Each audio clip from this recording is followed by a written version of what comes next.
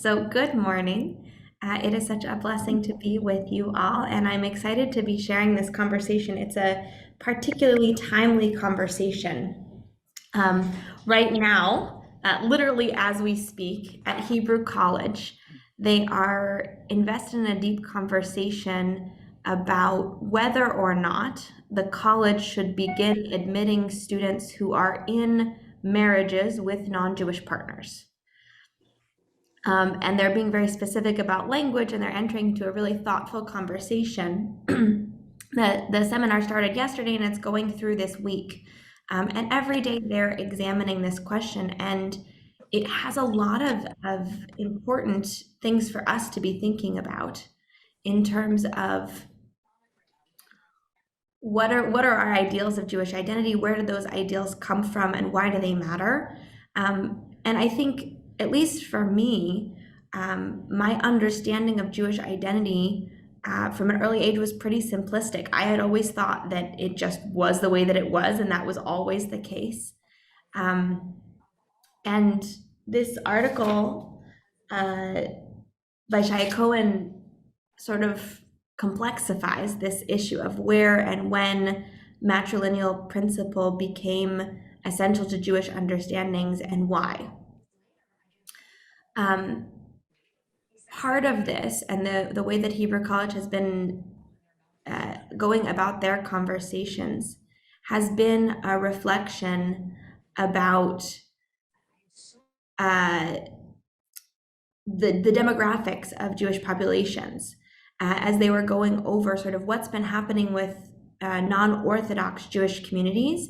They noted that in the 80s, about 18% of Jewish individuals were marrying non-Jews, but the vast majority were still marrying Jews. That has shifted to where now 73% or upwards of there of non-Orthodox Jews are marrying non-Jewish partners. And that has huge implications for our future. Obviously, everyone I know has seen the Pew Report and is thinking about what that means. But it's also reflected sort of in the rabbinical school. One of the things I learned at the seminar yesterday was that JTS did not officially have a policy about rabbis being married to non-Jewish spouses until 2006, which Jane Kanarek reflected she doesn't think that was because they didn't have that policy. They just didn't need to articulate it. That was not a norm. But that is very much a norm of our time. Hebrew College started in 2003, and they've always had a policy, but it's been complex the ways that it's been applied. And so this is timely in terms of what Hebrew College is thinking about. This is also timely for us because I think, especially in conservative communities, we often are raised just like it's always been matrilineal, that's it, and that's what it is. So I want to just pause here for any questions, comments, and then we'll delve into the article itself. So feel free to unmute yourself if you have any questions.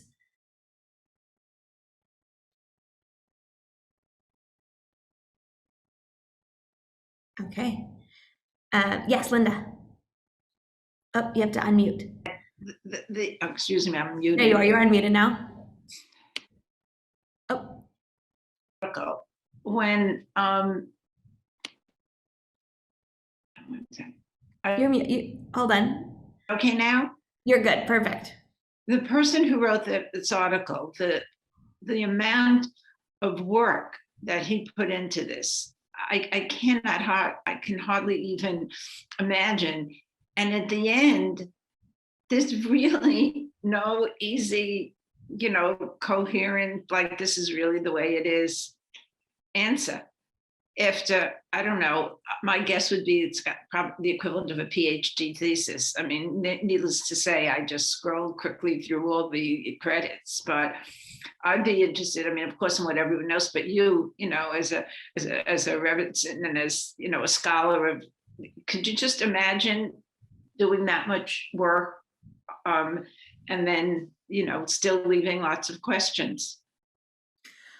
I think that, this in many ways for me, reflects a reality within Jewish education and within Jewish Torah, which is we often are taught sort of simplistic understandings of what is, and when you delve into the sources, it's much more complex. It's much more complicated. There isn't one coherent, this is the way that it is, but every layer of history has its own norms and its own realities, and those are very much informed by the civilizations that surround us and the challenges that surround us. And in every age and stage, Jews have been adapting to their environment and finding ways of being that respond to what's happening around them.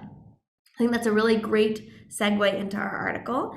So I'm going to just queue up this article because I want to just walk us through, and we're going to just do sort of a touch point in every single era, and then we'll come to the conclusions and have a conversation about that. Just so that I understand the norms of this community, are we normally have readers? Is there a normal, typical one person that typically reads, or is it fair game for anyone who'd like to read?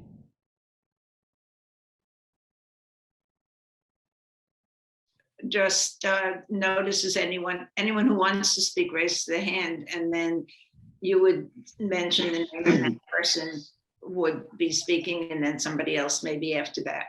Perfect. Thank you so much for that. Perfect. So we're going to start off. Aliza, when we're online, Wes has been doing all of the reading. When we're in person, we all take turns. So if you don't mind starting, but then you could ask some of us to read. Great. That sounds good. Perfect. Okay, perfect. Let me get this going here. And great. All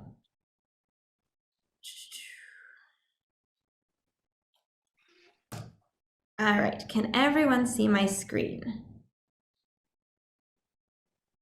Yes. Perfect. Okay. Linda, would you mind starting us off? Can you see, and would you mind reading the just this beginning paragraph? According to rabbinic law? Mm-hmm. According to rabbinic law, from the 2nd century to the present, the offspring of a Gentile mother and a Jewish father is a Gentile, while the offspring of a Jewish mother and a Gentile father is a Jew, albeit according to the Mishnah, a mamza, a Jew of impaired status. Perfect. So this is just setting up his conversation. He wants to note that in rabbinic law, there is a norm, and this is a norm that I bet all of us have been socialized to believe is the end all and be all of Jewish identity and truth. But this is not the only expression. So now he's going to go into the Bible. I'm sorry for the moving screen, but we're going to start here. And Judy, I'm wondering if you can take over and read just the beginning of this biblical period.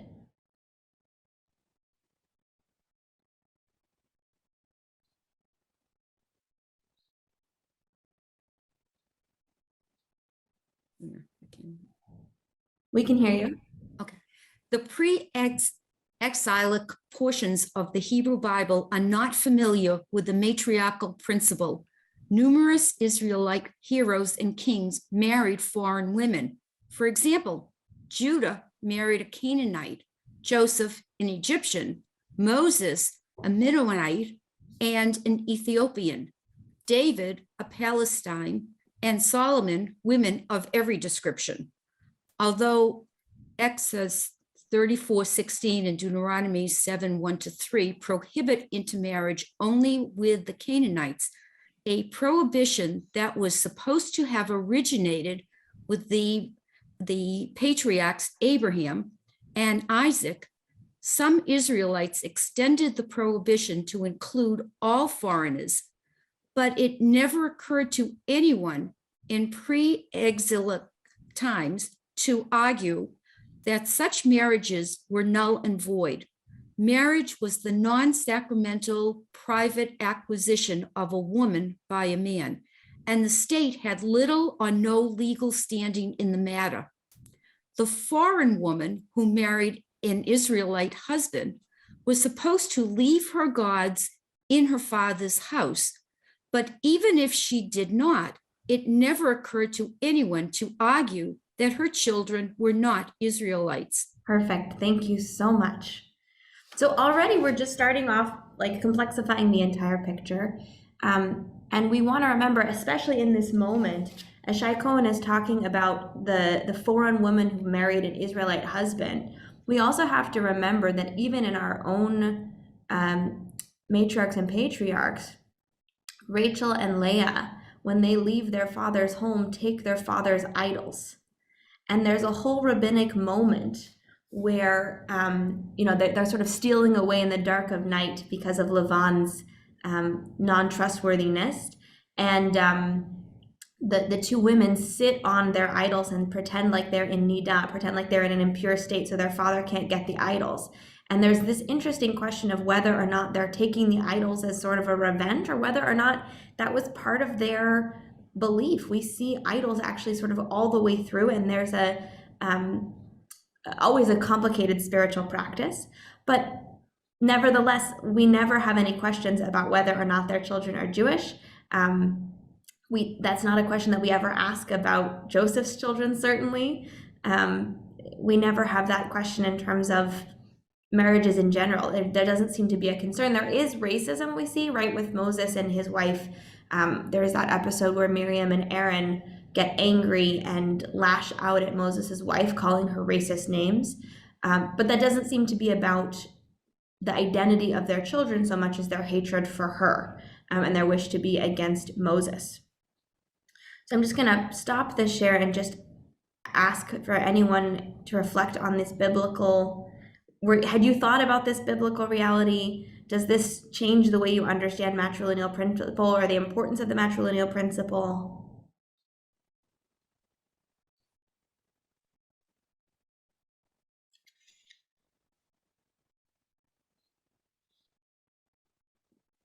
Great, Paul. Yeah. At the beginning, he referred to rabbinic law. And my question is, how many rabbis, I know you can't give a specific answer, but I want to know how many rabbis defined rabbinic law? In other words, how did rabbinic law develop so that we have to take their word for it? Yeah. So evolution of Jewish law is really an interesting question. The traditionalist approach is that rabbinic law has been with us since Sinai.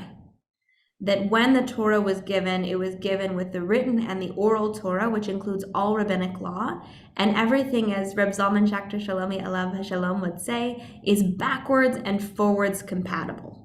Meaning that the Talmud isn't some sort of new law, but it's understanding the law that came down. Obviously, that gets complicated when we're looking at this, and we can see concrete examples where biblical realities don't match up to rabbinic law. I'm just going to go in briefly into the evolution, and then we'll talk about sort of where that comes from. Once Jerusalem was destroyed, the temple was destroyed, there's a great story. Rabbi Yochanan ben Zakkai was smuggled out in a coffin and he asks for Yavna, and he creates a scholarly center in the north of Israel where he's able to write the Mishnah, which is essentially a manual for what they used to do in the temple. And it was a manual of how practices had evolved since the Bible was given, since Torah came down from Sinai. And then they were safeguarding it for the future. Generations passed, hundreds of years passed, and then the Talmud comes as an explanation of the Mishnah. So rabbinics is itself trying to understand biblical law, trying to understand what is preserved in the Mishnah, and trying to spread it forward. So if you're asking how many people are involved, it's hard to quantify. You could quantify the number of rabbis that are named in the Talmud, but there are all sorts of men and maybe even women who are unnamed in the Talmud. That's also true for the Mishnah. And so I think we have to take it as a unit itself in terms of those who are teaching us. But we'll notice here, and I'm just going to move us ahead because I want to just focus. We're going to go on each time period. We're going to look specifically in this article. Shai Cohen points out a difference between the Mishnah and the Talmud, and then we'll come back to draw it all together with his social conclusions. So you just get us to this next section, and I'm going to ask for next. We're going to look now at Ezra. So we've already talked about how this is unclear. Biblically, at least, there seems to be no conception of the matrilineal principle. Now we're going to look at Ezra. I'm wondering, is there someone that would volunteer to read? Paul, do you want to keep going? Sure. Perfect. All right. I don't see it on the screen. How about now? Not, okay. The situation becomes less clear in the 5th century BCE. At about the time that Pericles was enacting a law restricting Athenian citizenship to those born of an Athenian woman lawfully wedded to an Athenian man, about 451 BCE.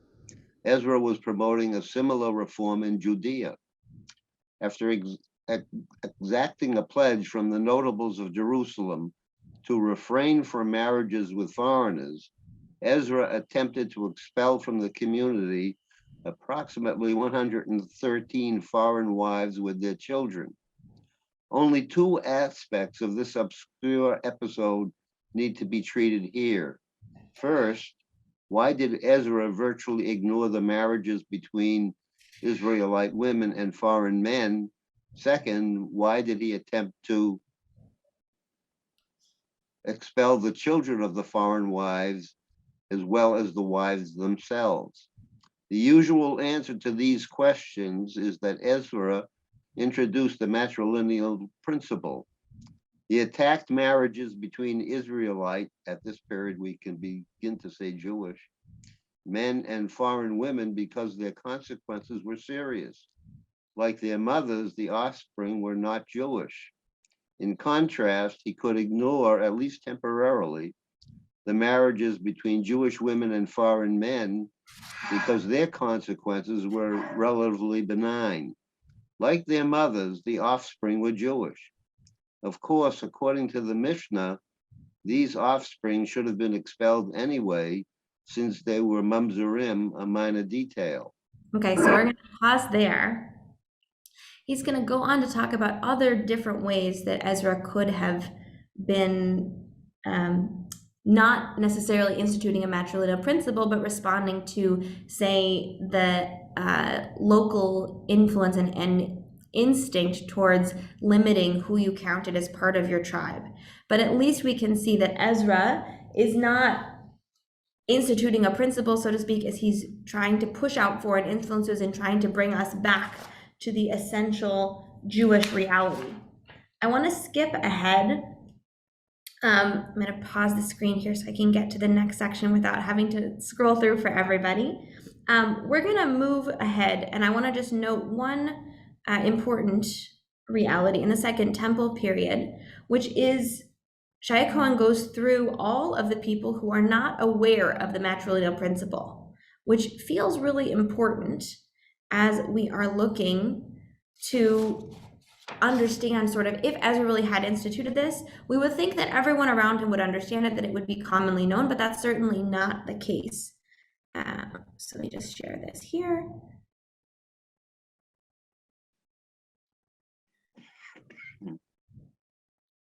And I'm looking for another volunteer. Judy, do you think you could read, Judy Bornstein, could you read Philo, Paul, and Josephus?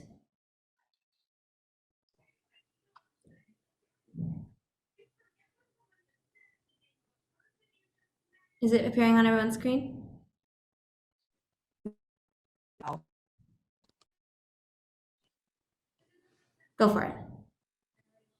I don't read well, so Oh, okay. have somebody else do it. Thank you. All right. Is anyone that would like to read? All right, Suzanne, thank you. Okay, sure. Philo, Yes. Philo, Paul, and Josephus, 3 authors of the 1st century, are unfamiliar with either half of the matrilineal principle. Philo applies the term nothos, bastard, to the offspring of both types of mixed marriage, Israelite mothers with Gentile fathers and Israelite fathers with Gentile or slave mothers. This usage is somewhat puzzling, but it certainly does not presume familiarity with the matrilineal principle. Paul thinks that either a Christian father or a Christian mother could consecrate the children to Christ. Josephus knows that priestly lineage can be debased if a priest's wife is raped or is unfaithful, but he does not know that a Gentile woman married to a Jewish man produces Gentile children. Okay, I'm going to pause here. So this is just important in terms of clarity. Philo is opposed to any kind of mixed marriage. And that's very important because if Ezra really had instituted the matrilineal principle, we would expect him to be aware of it and we would expect him to enforce it. But he seems to be concerned with intermarriage in general for its effect on Jewish community. Keeping with its sense of Christianity, that Christianity was dedicated to widening the tent and to expanding the bounds of what's possible. Paul believes that as long as you have one parent that's associated with the tradition, that's enough. And Josephus believes that the father messes up, right? We see this rabbinic law, which is that your status in the community is determined by your father. So if a wife is raped or is unfaithful, but he doesn't assume that a non-Jewish woman is able to has by definition non-Jewish children. There's still this idea that status and that Jewish identity could be patrilineal. So I'm going to just pause there. So all the way up until now, we've seen that in every case, biblically and in the Second Temple period, it's not a clear-cut reality. Identity is complex. We have a tradition, a clear tradition of patrilineal identity. Certainly in the Bible, all of Jewish identity establishes by the father, not by the mother. We don't see a case in the Bible of a woman who is Jewish, who is married to a non-Jewish man and their children are Jewish. That just doesn't happen. We see cases where non-Jewish women are married to Jewish men and have Jewish children. Of course, Jewish is itself a complicated reality in the Bible. What is that? There's no such thing as conversion. There's no way to join that tribe. But we'll leave that aside for now. We just want to complexify everything for the purpose of this conversation. So we're going to skip ahead now to the Mishnah, and I want to read this Mishnah. This is coming from Kiddushin 3. Let me get this lined up. And so this Mishnah, we have just sort of the talk about the structure. The first two paragraphs are about the man. The second two paragraphs are about the women. And we'll go through it together. So let me share this screen. All right. And if someone would be so kind as to unmute and read, that would be awesome. Go for it, Maddie. Thank you. Wherever there is a potential for a valid marriage and the marriage would not be sinful, the offspring follows the male. And what woman is this? This is the daughter of a priest, Levite or Israelite, who was married to a priest, Levite or Israelite. Wherever there is a potential for a valid marriage, but a marriage would be sinful, the offspring follows the parent of lower status. And what woman is this? This is a widow with a high priest, a divorcee, or a released woman with a regular priest, a mamzeret or a netahana, with an Israelite woman with a mamzer or a natin. And any woman who does not have the potential for a valid marriage with this man, but has the potential for a valid marriage with other men, the offspring is a mamzer. And what man is this? This is he who has intercourse with any of the relations prohibited by the Torah. And any woman who does not have the potential for a valid marriage, either with this man or with other men, the offspring is like her. And what man is this? This is the offspring of a slave woman or a Gentile woman. Okay. Super confusing. Yes. There's a reason we don't normally engage with these texts. But it's really important. And I think this is really a very important thing to look at. We'll start at the top, wherever there's the potential for valid marriage. In other words, in your everyday case of two Jews falling in love, marrying, that's going to follow the father. Identity follows the father. But if a woman has a lower status, in that case where both are allowed to each other, it follows the mother. In other words, we only go for matrilineal descent in cases where there's a difference of status or identity. When we have a case where you shouldn't have a marriage, it's not that the child becomes a mamzer, which is a whole different status. It doesn't say that it's not a Jewish status.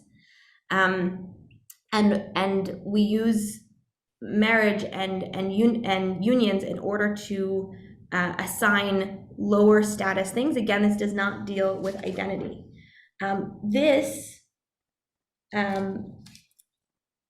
Certainly, if we were expecting, I'm just going to pause this screen share for a moment. If we were expecting the Mishnah to promote a matrilineal principle, we should expect something that would be just simpler, right? A Mishnah we would expect to see something like, in a case where a Jewish woman marries a non-Jewish man, the children are X. And in a case where, but that's not at all. This Mishnah reveals that there are so many more layers of Jewish identity, of identity in general. This is about status. This is about function in the community. This is about maintaining social hierarchy as much as it's about perpetuating and continuing Jewish identity.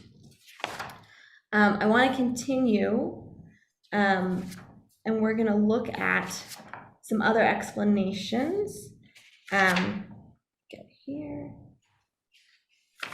Sorry, give me 2 seconds. Because Shai Cohen puts forth some other proposals, because it's not clear in Mishnaic law that there is a defined matrilineal principle, nor is it clear in Kiddushin and when it comes in the Talmud. He's going to go look ahead into Roman law. And his hypothesis is that it's possible that it's not so much that matrilineal principle was something that came organically from our community, but something that we absorbed from the communities that surrounded us. We got there in the source text.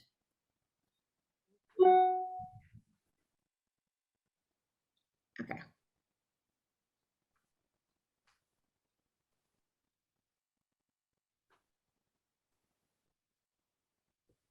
Perfect. Is there someone who might like to read?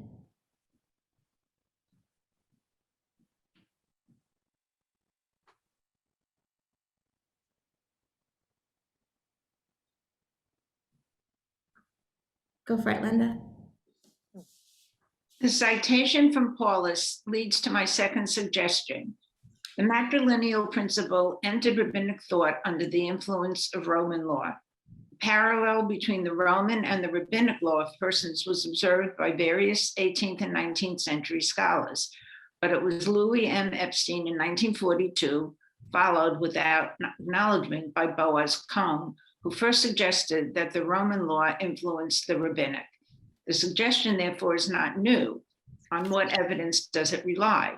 According to Roman law, a child is the legal heir of his father and is in his father's custody. Only if his father and mother were joined in a legal marriage.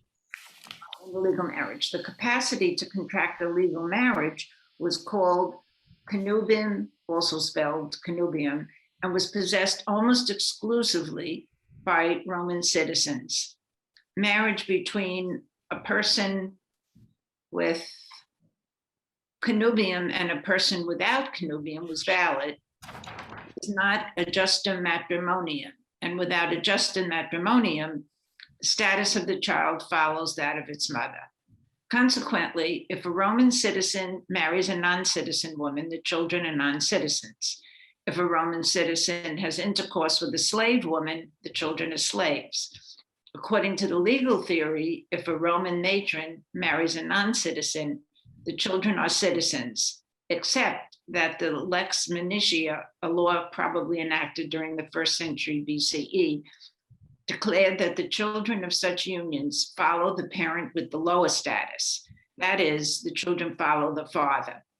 Similarly, the children of a Roman matron by a slave ought to be, according to the theory, free citizens like their mother, except that a law enacted under Claudius declared that they are slaves. Perfect. The differences between the Roman and rabbinic systems are numerous and important.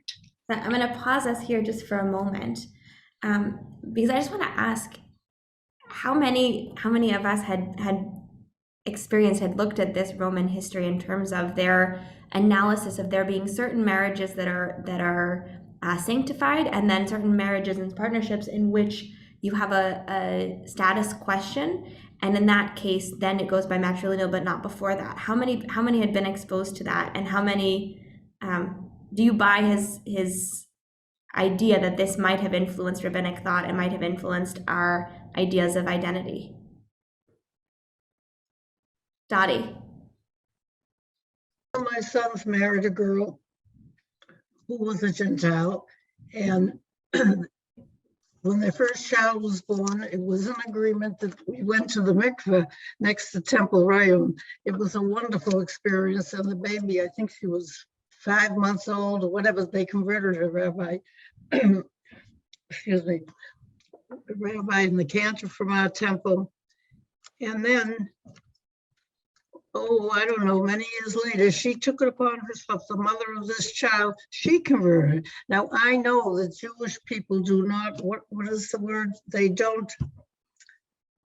postulate. They do not, like the Christian missionaries, say, do you want to be Jewish? Will you be Jewish? They did not go looking for this. This girl herself converted, and I went back to the mikveh when they converted her, but this was without any force. This was her choice, and I thought it was a beautiful thing. It didn't make any difference to me because we loved her. This was her choice. She wanted to be part of our family, but if she didn't do it, it would not make any choice. That's my point. But when it's done, it's a beautiful thing. That's my feeling. Yeah, so I think this is a really interesting, it is such a beautiful thing when people choose to affirm religious identity and affirm Jewish identity. And this text sort of suggests that it's possible that our matrilineal principle came about more as a response to the communities around us, and as a way of matching up to the communities that surrounded us than necessarily straight from our own sources. Because if we look at a strict biblical understanding, we might believe that even today, Jewish identity could be, if you have one Jewish parent, that's enough. Particularly if you have a Jewish father, that's enough. If you look at the biblical sources, I don't think anyone could make a case from the biblical sources that your mother's identity matters at all for your Jewish identity. And if we're going from the biblical sources, our forms at Temple Emmanuel should say, do you have a Jewish father? And yet no one is saying that, right? No one is moved to say that. And that comes in part by, he's going to go into a slightly painful analysis that in the Talmud, when you look at mixed animal combinations, it goes by the mother. Why is that? Because you just know who the mother is, right? In a way that you don't always know who the father is. And so it becomes an element of practicality. But I think overall, for us, one of the things that's really important for us to think about is, why are we holding to these norms of identity? What does it do for us? For me, as I look at all of these sources, I want to ask the question of our rabbis. I want to ask them, what's the value? What's your overarching value here? Is your value about identity? Is your value about being like the people around you? Is your value about Jewish continuity? And if so, is this the right way to get at those values? I have to tell you, I work with a lot of young people, and there's a traumatic event that happens for lots and lots of young people when they get to college. And these are specifically young people who are growing up in interfaith families where they have a Jewish dad and a non-Jewish mother. And they grow up and they understand themselves to be Jewish, and they're part of Jewish community, and they're active in their local, BBYO, and they go to all these Jewish events, and all their friends are Jewish, and they celebrate all the Jewish holidays. And they get to college and they go into Hillel, and the first thing that happens is some kid says to them, "Wait, your dad's Jewish? You're not Jewish." And they have a crash, and it's deeply painful. and they, for the first time, have to wonder, like, am I Jewish? What am I? Why didn't anybody tell me this? Some students will go through affirmation processes after that to be sort of welcomed into halakhically matrilineal Jewish identity. Others will just say, I'm out, I'm not into this. And so we have a question, which is, how do we want to engage? It's not a question that's being taken up by any of the mainstream, right? Conservative Judaism is not analyzing this question and asking what we should do. But given the complexity of these sources, I just want to ask on this call, do you think that we as a conservative movement should continue to abide by the matrilineal policy, or do you think that there's sufficient evidence that we should expand our notions of who is Jewish?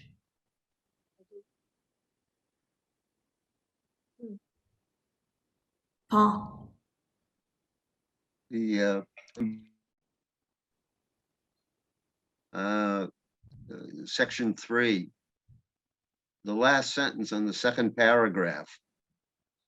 If we keep the halves separate, can be explained either as a product of a new ideology or as a response to new social conditions.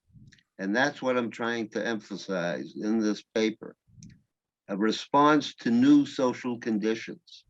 And you've just described the new social conditions, which we cannot change. And many people, if young people drop out, then synagogue attendance goes down, feeling of Jewish goes down. And I think you summarized the problem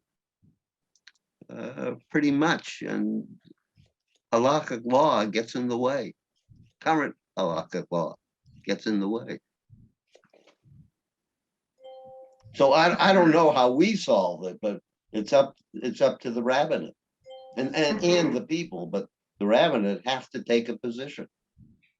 Thank you, John.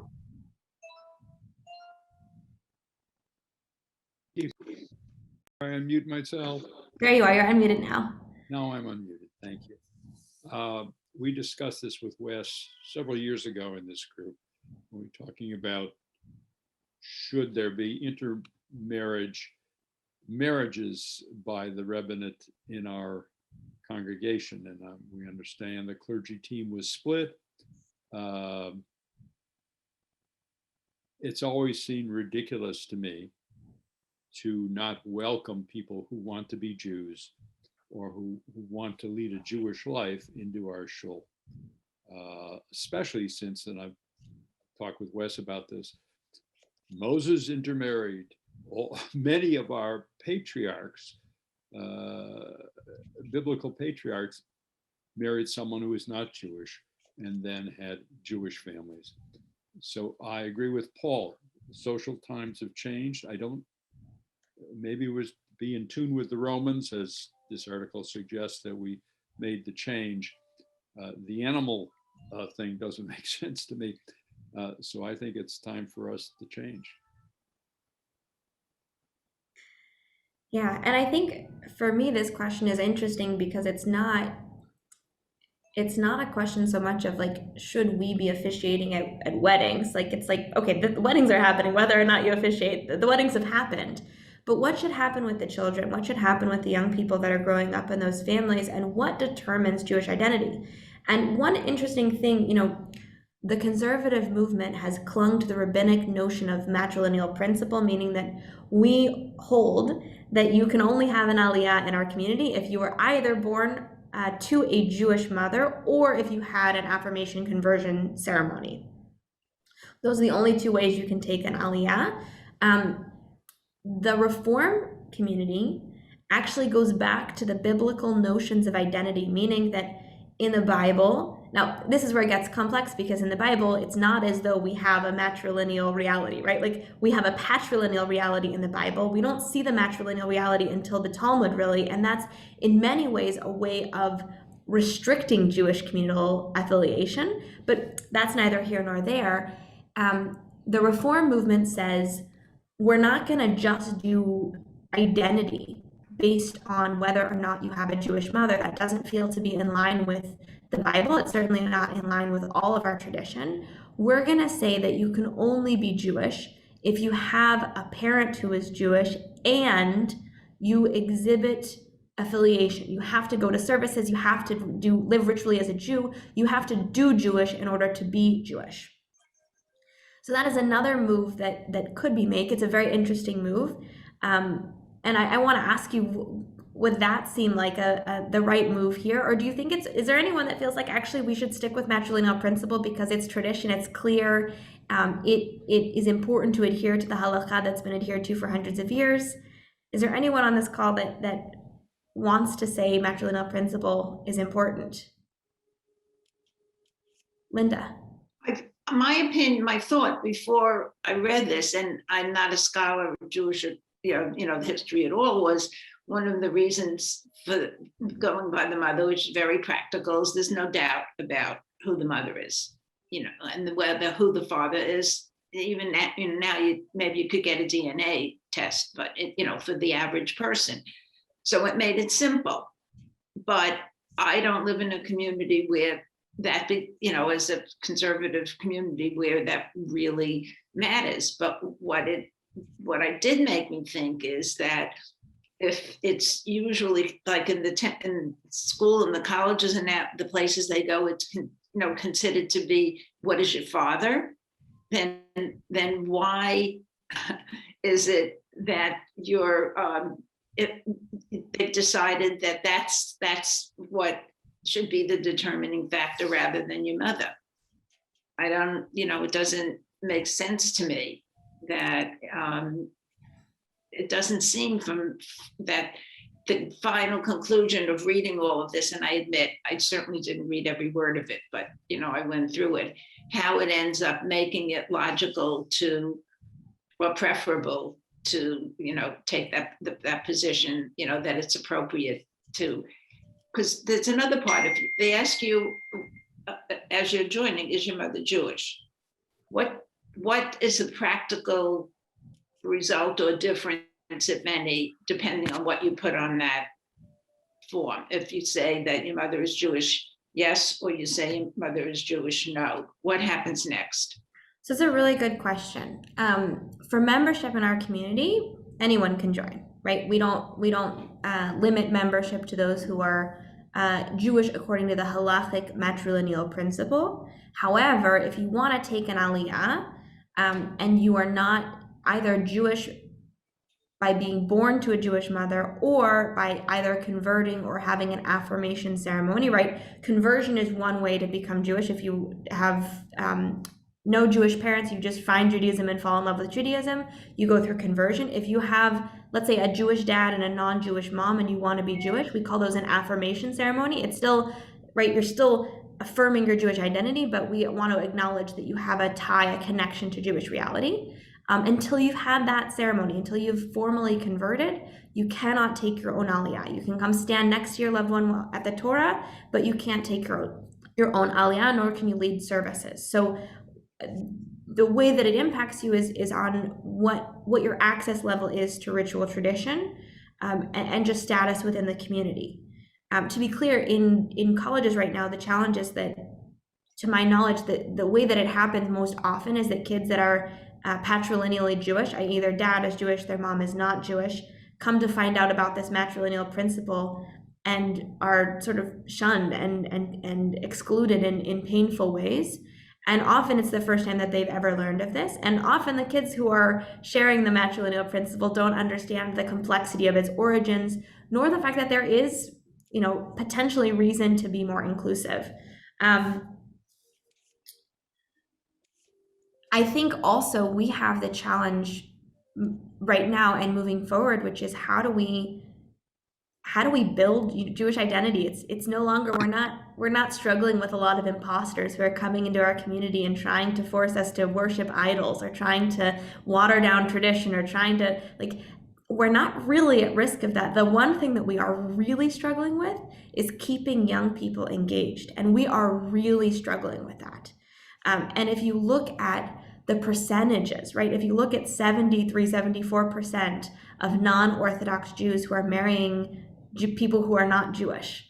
It used to be, there was a time where we believed that that marrying somebody who was not Jewish was an expression of not being loyal or faithful or not really being committed to Judaism. That if you were not really committed, you would not be bothered by marrying somebody who is not Jewish. But now we know in our communities that that's not the case, that people can be very committed to Judaism and can fall in love with people who are committed to other religions and who feel like that's okay and it is okay and are able to raise beautiful, wonderful Jewish families, that interfaith is not necessarily an expression of one's commitment to Judaism. And so in that world where we see interfaith families and we see families of all different expressions who are able to promote Jewish continuity, how do we update, how do we address our notions of identity in a way that affirms people and makes them want to continue coming back? How do we update our notions of identity in a way that makes sure that when young people get to college, their engagements with Jewish community lift them up and make them more excited to be Jewish and don't alienate them? And those are, I think, really important questions for us to be thinking about as a community. It's a really important moment for the Jewish people, I think. And Wes has often been talking about this COVID time, as being the year 71, right after the destruction of the temple, where all of our norms have been shattered, and here we are meeting on Zoom, and here we are, all of our normal patterns of interactions have been disrupted, and we have the opportunity to write tradition anew, to create a new way of being. And maybe part of this new way of being is evaluating and reevaluating identity and how we promote identity. So I want to just invite anyone to share general reflections. How is this sitting with you? What are your thoughts as you're joining with us today? How does this come across to you? Yes, John. Having read almost all of the entire article, the author does not come down on one side or the other, and really points out some of the great inconsistencies between the Bible and the interpretations. I think you basically have suggested what we should do, which is to say a child of either a Jewish mother or father who was brought up Jewish is Jewish. Jewish enough. Some people on this call know my wife was not brought up Jewish. She converted the year before we got married, led a Jewish life, have 3 Jewish sons. That does or doesn't guarantee anything. I have 3 grandchildren who are being brought up Jewish. I have 3 others who are familiar with Judaism and I don't know what's going to happen, but they know both sides because they have non-Jewish mothers.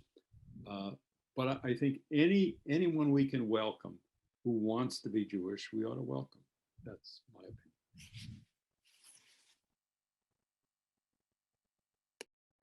Thank you for sharing. Any other thoughts? Feel free to unmute and share. Paul, you are unmuted. Go for it. Okay. You would expect that I would agree completely with John, and that's absolutely true. But what I want to find out is when you say that some of these Jewish children are shunned by other Jews, which other Jews are they? They're certainly not Reform. Are they conservative or are they Orthodox? I mean, who is doing the shunning? Who's doing the shunning? An excellent question. In many cases, it's a combination. It is conservative Jews. It is potentially Orthodox Jews, though most often it happens in a Hillel setting where it's typically a conservative setting. But it happens in other ways too. I mean, one of the things I found really interesting being a student at Hebrew College, I had a classmate who is a patrilineal Jew, and they had enrolled in rabbinical school and had the active question all through rabbinical school, which is, I don't understand. I'm more Jewish than anybody I know. I keep Shabbos. I keep kosher. I am in rabbinical school. I'm going into debt for 6 years to become a rabbi, and I'm not Jewish enough to take an aliyah. I don't understand. It's absurd. And there are, right, in Hebrew College, one of the things I think is so interesting and so powerful is that you have a student body where some students were totally fine with this student taking aliyot, with this student leading davening, with this student participating, and other students felt like they could not do those things. And it actively challenged other students' understanding of Jewish identity and Jewish norms. But that question, and I had the opportunity to speak with this friend on a number of occasions, because as we neared ordination, they had the active question of whether or not they could find a job as a rabbi that was a rabbi of patrilineal descent, whether or not they had to do an affirmation ceremony. And they had the question of like, why should I have to do an affirmation ceremony? Why isn't who I am enough? Why is it that just because my dad is the Jewish one, I'm automatically excluded? And by the way, it gets more and more complicated with different, as we understand the fluidity of gender, that also it's all of this is a challenge. And so I think about my colleague and friend who was Jewish because her father is Jewish and her mother is not Jewish. And should she have to convert? Should she not have to convert? Is that something that we should enforce? Is that something that we want? Do we believe in that? At what moment do we want to say that tradition is more important than lived reality? When does a lived reality get to win out? And how do we make these decisions? So in sharing this article with you today, what I wanted to do was to share the complexity of the issue, because I believe it's really important for us as Jews to delve into the roots of our traditions, to delve into the texts from which they are formed, to delve into the complexity of our history, because that allows us to engage with issues in a more nuanced and thoughtful way. And as our world is moving to become more and more polarized, and as issues are becoming more and more simplified without any room for thoughtful discussion, I think it's especially important to come back to the sources and to look and to see that this has never been a static reality in Jewish identity, that Jewish identity has never been one way or another. It has always been fluid, it's always been in motion, and that this might actually help us, right? One of the other ways that this comes up is, let's say a couple comes to me and there's one partner who is a patrilineal Jew and one partner who's Jewish. I cannot officiate at that wedding until they have an affirmation ceremony. And that's a place in which, as a rabbi, like, that's never an easy conversation to have. So how do we want to evaluate? How do we want to evolve? How do we want to grow in this new age? And I think the way that we answer that question has huge implications for our future. So I just want to say thank you, everyone, so much for joining us today. I'll stick around, happy to have additional conversations, but I really appreciate being a part of this group and love getting to learn with you today.